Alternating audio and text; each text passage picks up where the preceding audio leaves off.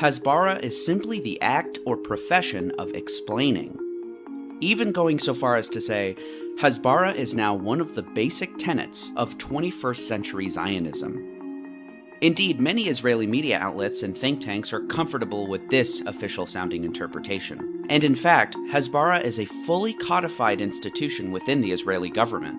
After the 2006 Lebanon War, the so-called Hasbara apparatus underwent a massive overhaul, which included the creation of a government office dedicated solely to Hasbara, the National Hasbara Headquarters within the Office of the Prime Minister.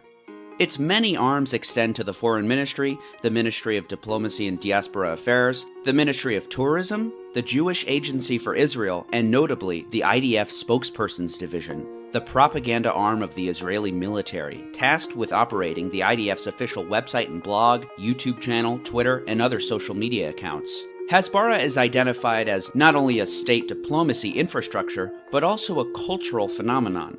Nicholas Lehman of the Columbia Journalism School once described the propensity of so-called people of the book for disputations over text. Indeed, Hasbara appears to be distinctly steeped in religious fundamentalism. Just take the current head of the Israeli Hasbara apparatus, Public Diplomacy Minister Distal Atbarian, whose plans for the future include denying that an Israeli occupation exists, and that the Bible is the Jewish people's deed to the land.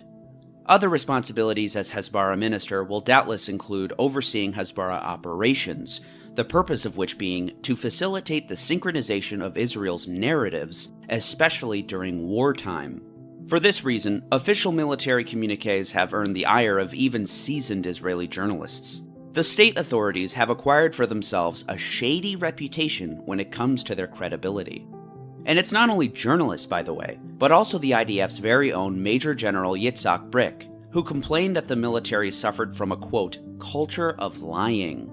In a stunning expose, Brick described within the IDF a culture of lies, whitewashing, squaring circles, concealing information, and coordinating testimonies of those involved before military police investigations begin. After Hamas was elected to power in Gaza in 2007, the US government sought to stage a coup with the full backing of Israel. They failed. After which, Egypt brokered a ceasefire, which Israel violated in November of 2008 by staging a cross-border raid, which killed 6 Hamas officials. Despite breaking the ceasefire, Israel formally justified the attack by saying it was in self-defense against rocket attacks. In the air campaign that ensued, part of the IDF's so-called Operation Cast Lead, 3,000 sorties dropped over 1,000 tons of explosives. And, despite Israeli denials, among the weapons were cluster munitions and incendiary white phosphorus bombs. Mark Garlasco, former chief of high-value targeting at the Pentagon, who later worked with Human Rights Watch, would describe his frustration when investigating Israeli forces.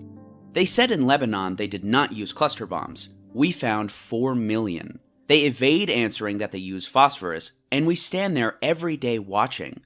How can anyone trust the Israeli military? And though official Israeli statements were replete with falsehoods, a culmination of the Hasbara apparatus, the State of Israel employed other covert means to push their narrative. In Operation Cast Lead, we turned to Jewish communities abroad, and with their help, we recruited several thousand volunteers, said Ilan Stulman, who is Deputy Director of the Information Department at the Ministry of Foreign Affairs, a key fixture of the Hasbara infrastructure.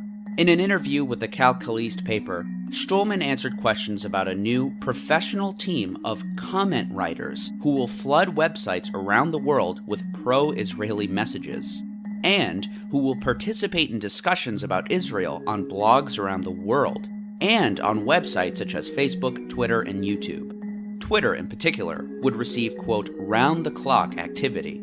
In a pattern that would be repeated in the future, the ministry would recruit educated young people who speak foreign languages and use social media. Our people won't say, hello, I'm from the Ministry of Foreign Affairs, nor will they necessarily identify themselves as Israelis. They will speak as citizens and write responses that will appear personal, but will be based on a pre-prepared list of messages compiled by the Ministry of Foreign Affairs. In 2013, the Prime Minister's office would deploy so-called covert units of their own to Israeli universities. Taking to Facebook and Twitter, and also not disclosing that they were working for the government, These units would be set up in a, quote, semi-military fashion, with a student senior coordinator whose tuition would be covered in exchange for their participation. The other students working under them would also receive partial scholarships. The next year, Israel would launch yet another war on Gaza, this time called Operation Protective Edge.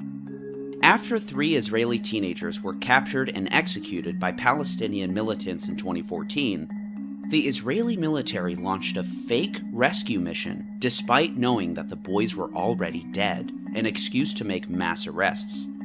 The massive air war that ensued destroyed 18,000 homes in Gaza and killed thousands of people. In one of the most devastating consequences of Israeli lies via Hasbara in recent memory. To use one example which is emblematic of the whole 2014 war, the only rehabilitation center in Gaza, Al-Wafa Hospital, was completely destroyed in the bombing. To justify the attack, Israel tweeted a fake photo alleging to show a rocket being fired from the hospital. But according to Amnesty International, the image tweeted by the Israeli military does not match satellite images of the Al-Wafa Hospital and appears to depict a different location. Such is the nature of the Israeli Hasbara effort, the principal objective being a positive spin on Israeli actions, and as the documentary record shows, the truth is irrelevant. The narrative takes precedent, leading Gideon Levy of Haaretz to go as far as to call Israeli Hasbara a brainwashing campaign, which has enjoyed dazzling success in Israel. And disseminating Hasbara to an international audience is critical to shaping that narrative. During the bombing of Gaza in 2021, Israeli officials briefed thousands of journalists. In just one day, the IDF foreign media spokesman briefed 180 journalists.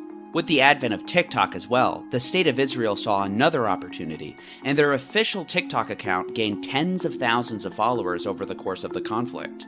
In fact, according to a recent investigation from Haaretz, the State of Israel pulled out all of the stops, even waging a psychological warfare campaign against its own citizens, illegal under Israeli law.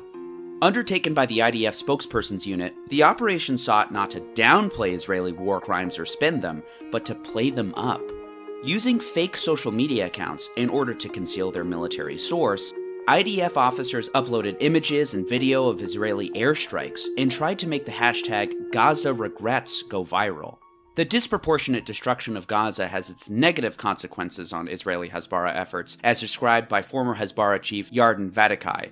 The damage in Gaza is way larger and more dramatic than in Israel. In the world of public opinion, Israel is the stronger side. Palestinians are the weaker side. This is the limitation of Hasbara. You have to say it frankly. Israel is still hard at work deploying armies of keyboard warriors across the internet, and the architects of the operation are quite open about their efforts. Just in 2022, Israel's deputy foreign minister held a webinar for Hasbara activists, saying it is focusing on getting information out on social media to apply pressure on conventional media.